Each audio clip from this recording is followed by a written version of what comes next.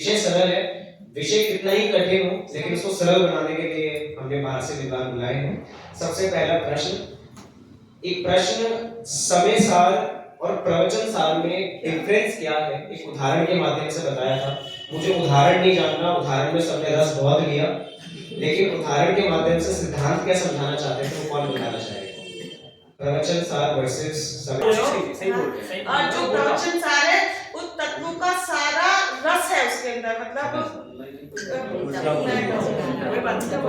जैसे जैसे कोई इसको वाइसा वर्सा कर दी। मतलब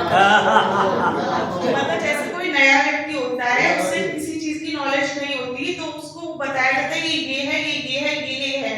तो ये काम कौन कर रहा है? ये सबके साथ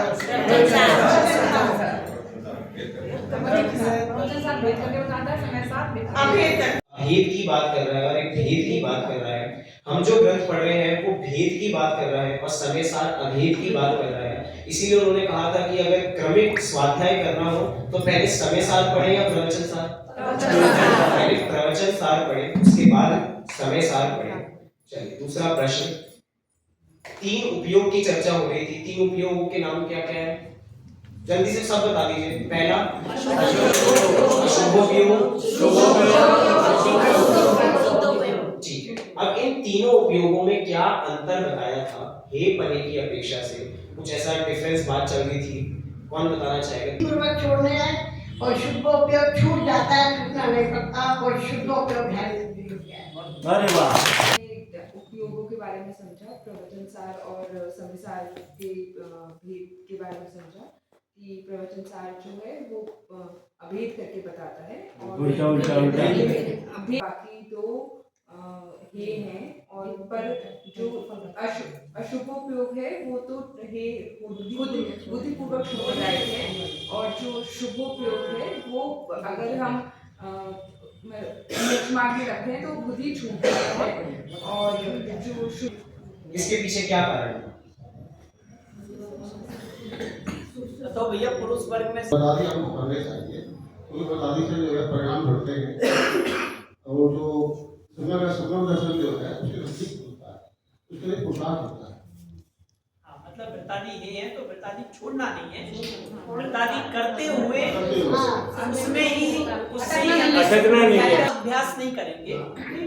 पहले अभ्यास चलता है और जब लग रहा है कि हाँ हमारी योग्यता है उस पद को ग्रहण करने की, क्योंकि ऊंचा नाम धरे और फिर निम्न कार्य हो तो वो अधिक निम्न गति में जाता है ना। तो अभ्यास वो ग्रस्त अवस्था में ही उसका होता है।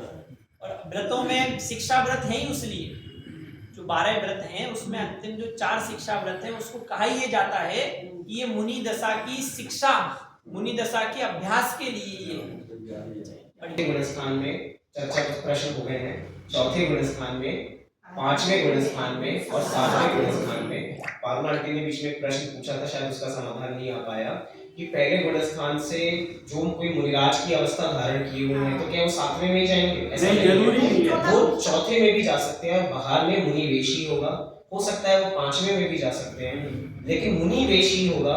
वेश मुनि का है, लेकिन अंतरंग में अगर पहले से चौथे में गए हैं तो एक कषाय चौकड़ी का अभाव है, पहले से 5वें में गए हैं तो 2 कषाय चौकड़ी का अभाव है, और पहले से सीधा 7वें में गए हैं तो 3 कषाय चौकड़ी का अभाव है। लेकिन इस बात से ये बताना चाह रहे थे कि हमें व्रत आदि की उपेक्षा नहीं करनी है।